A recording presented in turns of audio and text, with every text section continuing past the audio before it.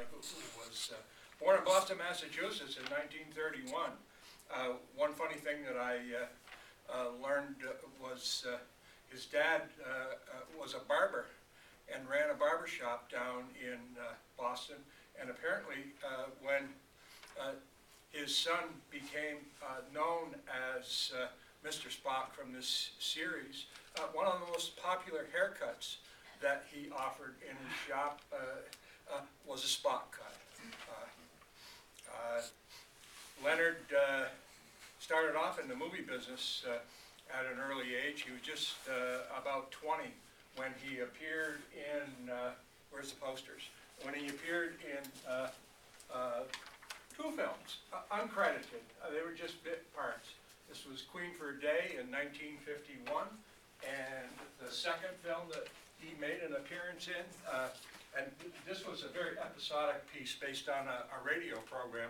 I think he was in a part which dealt with a high wire act, and he was also in, as a baseball player, in a movie called Rhubarb, about a cat that inherited a baseball team.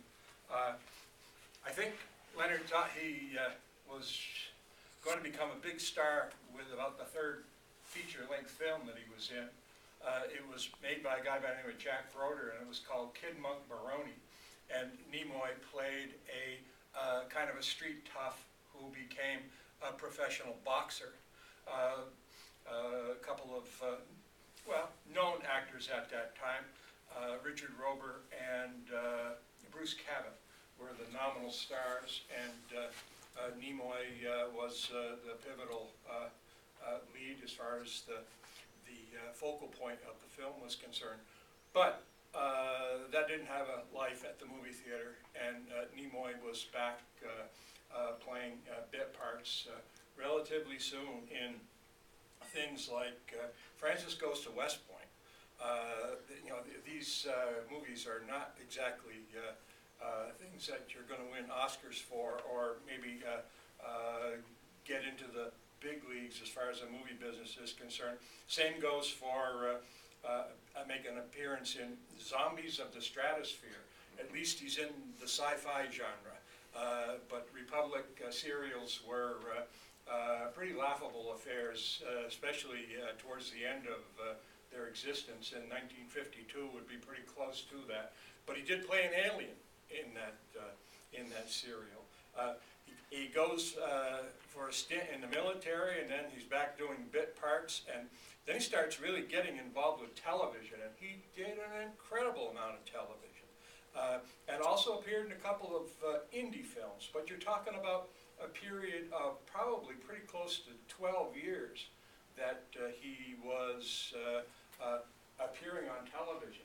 The Balcony is one of the films that he was prominent in, actually, co-starring with Peter Falk, Shelley Winters. It was a movie that was done in the early 60s, but again, wasn't going to put Leonard Nimoy into any sort of big league star status. But then you come to 1966 and everything changes. He stars, or co-stars in the pilot that they did for Star Trek, which never was used. Jeffrey Hunter was the nominal star of the piece, but NBC nixed the pilot, and but then they liked the concept, so they said, well, do another one. So they did another one with Shatner and Nimoy and the rest of the Star Trek gang, and that clicked, and the rest pretty much is history. The TV show was on for 3 years. It was not a ratings bonanza, but its credentials were certainly scooped up by the plot lines and the characters were scooped up by the public, especially Spock. Spock was a fascinating character that the public seemingly couldn't get enough of. Jeffrey, I'm going to shut up for a minute. You sure. I believe it was one of the first television programs that was predominantly in color as well at the time. Yep. That and the Batman show, which also had an extremely short lifespan. But I found this quote from renowned science fiction author Philip K. Dick speaking about just Spock and Nimoy in general, his effect on fandom and why we're so drawn to him in a way. He said, "This is why I love science fiction. I love to read it, I love to write it. The science fiction writer sees not just possibilities, but wild possibilities. It's not just what if, it's my God, what if, in frenzy and hysteria. The Martians are always coming, but Mr. Spock is the only one calm. This is why Spock has become a cult god to us. He calms our normal hysteria.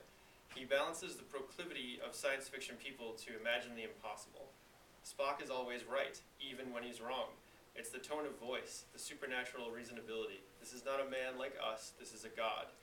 God talks this way. Every one of us senses it instinctively. That's why they have Leonard Nimoy narrating pseudoscience TV programs. Nimoy can make anything sound plausible. They can be in search of a lost button or the elephant's graveyard, and Nimoy will calm our doubts and fears. I would like him as a psychotherapist. I would rush in frantically, filled with my usual hysterical fears, and he would banish them. And I'd feel okay, and my blood pressure would drop, and I could resume my work on the novel I'm 3 years behind on vis-a-vis my deadline." So that's speaking to how much of an impact this character has had on pop culture, and for almost 50 years at this point. He's gone through more than just the 6 original films. He was in both of the newer films. He was the only original actor to cross over into the J.J. Abrams versions of the Star Trek universe. And he also worked with Abrams on television on the TV show Fringe, which dealt with sort of pseudoscience stuff that was probably completely implausible, but you bought it because he was the one selling it to you. And this fame that he achieved by playing Spock also gave him some credibility as far as a filmmaker is concerned. He did indeed direct Star Trek III, The Search for Spock, and Star Trek IV, The Voyage Home, which is personally probably the one that I like the best. I don't know. You're not alone. I'm a sap for animals and or anything that has to do with helping to save a species that needs saving. It's probably the most easily accessible of all the movies too for the layman who was not your normal Star Trek follower, because it was a sort of a stereotypical fish out of water story, because they were sent back in time to 1985 and it came out right around that time, so you were sort of, it was a comedy, it was a romantic comedy, it was a science fiction film, it was quite funny. But the two Star Trek movies were not the only things that Nimoy directed.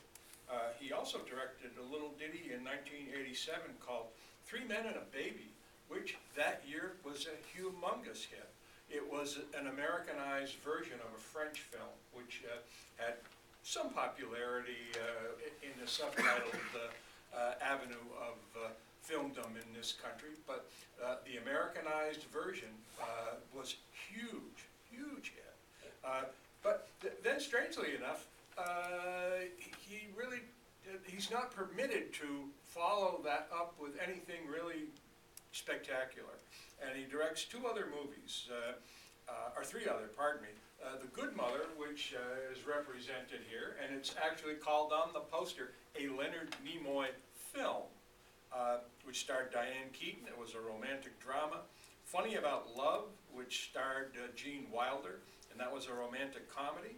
And lastly, Holy Matrimony, which starred this year's Oscar winner for Best Supporting Actress, Patricia Arquette, in kind of a goofy comedy, which I guess kind of points out the fact that sometimes Hollywood doesn't always act intuitively upon people that may have talent and may have resources that can create things that are very successful, but the talent gets squandered somewhat.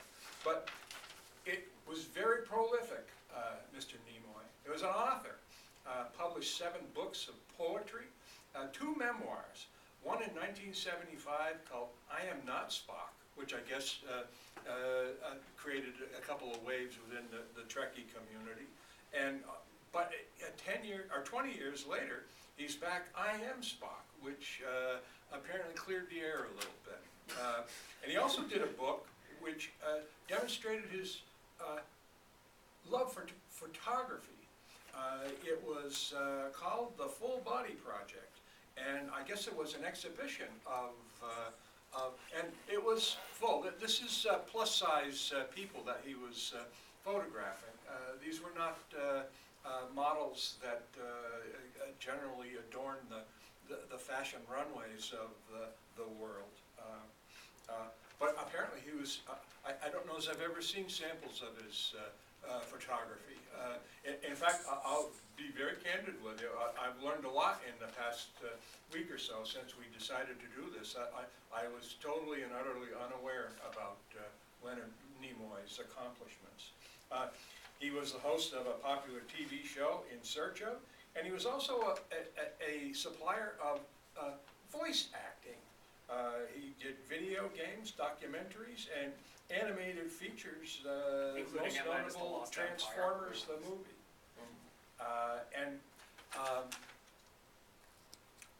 It's really almost impossible to figure in 10 or 15 minutes that you can really get to the core of what some personalities are about. But if you can leave here today with the idea that Nimoy had a lot of things going for him. He also recorded 5 albums, which I didn't mention, between 1967 and 1970.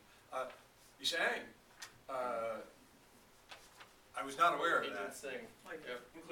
including a very nice rendition of Both Sides Now, if I say so myself. He also has a song that he wrote called, it's about Bilbo Baggins from the Lord of the Rings films. And if you can find the video on YouTube, it's quite hilarious. And it's a very silly song, but something was going on in the 70s that made people do some weird things back then.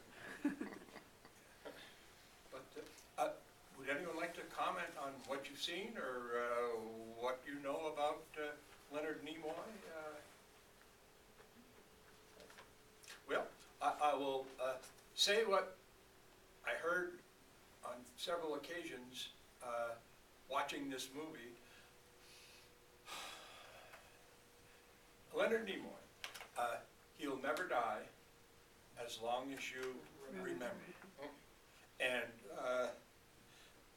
the Vulcan salute, live long and prosper. If you can give those words some thought as you go through the day. Leonard, who's probably looking down, I like to think that people look down from the hereafter. I have faith in that possibility. He should be happy that people, if they weren't paying attention, maybe they are now, and that sometimes is a sad part of what happens.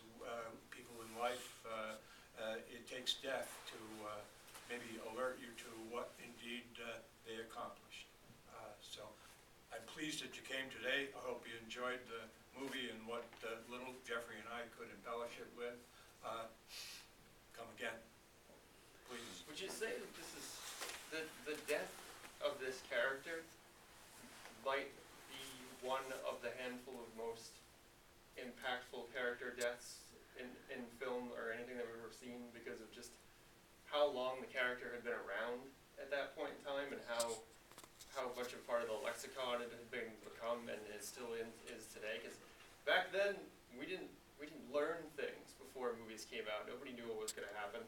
Nobody knew he was going to die in this movie, and it was 26 years after the television show, so it had become this huge thing, not just from the show, but there was an animated series that was on for a couple of years after that, and most of the characters from the show came back and did voices on it, and after that, there are novels, there was a whole bunch of stuff, and then this comes out, and that happens, and it was an incredible point in time especially for science fiction fans and things at that point in time, the science fiction fan community becomes extremely attached to what they like, and it was it was like losing a friend, you know, in a way. He almost wasn't in the animated series. Oh, really? Where they were casting the voices, Walter Koenig Right. wanted to be on the cast. Okay. And the studio said, no, we've got enough of you, we don't want you. Nimoy stood up and said, okay, here's what we'll do. Either you let him take a part of the series and be in it, Mhm. or I won't. Oh. So either you got the two of us, Mhm. or I'm not doing it. Wow. Yeah, and I read a bunch of stuff like during his passing that just talked about people talking about how incredible a person he was, how generous and caring about other people than he was, which is, and it's weird because Shatner caught a lot of flack for not going to Nimoy's funeral because of a charitable commitment he had. So there's always this weird, they were kind of pitted against one another in a lot of ways, and you know, the difference between the two books in the 20 years is like a lot of these people who play characters that they become known for, like you see them and they sort of reject it for a while, and then they get older, and then they realize how important it really is, and then they sort of re-embrace it and bring it back and start to appreciate like the kind of effect that they've had on people, and that it's not just a silly thing, that it does matter, and they shouldn't be pushing it away and rejecting their fans in such a way. But it's funny that, and also in this movie, Chekhov is the first one that comes across Khan, and Chekhov was not on the series. Like, In the episode that Khan was on, when it was on TV, so he should not know who he is. like, in which case, like, Star Trek fans pretend that he was on the show. Because he wasn't on there, he was in the first season of Right. the show yet. It's kind of funny. Are we done? I think I'm done. Okay. Everybody. Thank you. Thanks.